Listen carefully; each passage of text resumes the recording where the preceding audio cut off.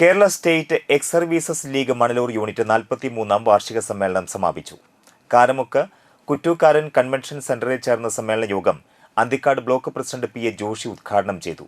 Manalur unit president K. G. Vasudevan അധ്യക്ഷത വഹിച്ചു. ജില്ലാ വൈസ് പ്രസിഡന്റ് മോഹൻദാസ് ചക്കാമഠത്തിൽ മുഖ്യപ്രഭാഷണം നടത്തി.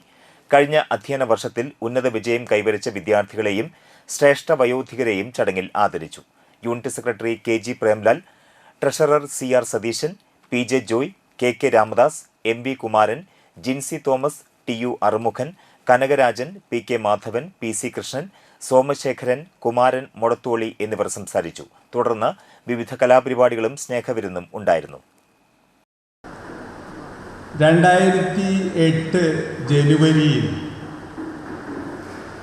എന്നെ സംഘടനാ പ്രവർത്തനത്തിന് നിയോഗിക്കുകയും നിങ്ങളെ പ്രതിനിധീകരിച്ച് സംഘടനയുടെ എല്ലാ തലങ്ങളിലും പ്രവർത്തിക്കുകയും ചെയ്തതിൻ്റെ ഒരു സമ്മേഷൻ നിങ്ങളുടെ മുന്നിൽ വയ്ക്കാതെ ഞാൻ പുറകോട്ട് പോകുക എന്ന് പറയുന്നത് സംഘടനാ പ്രവർത്തനത്തിലൊരു വൈകല്യമായിരുന്നു. മുൻകാലങ്ങളെ അപേക്ഷിച്ച്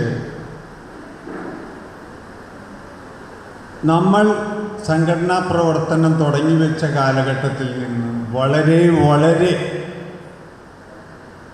ബഹുദൂരം നാം സഞ്ചരിച്ചു കഴിഞ്ഞിരിക്കുന്നു.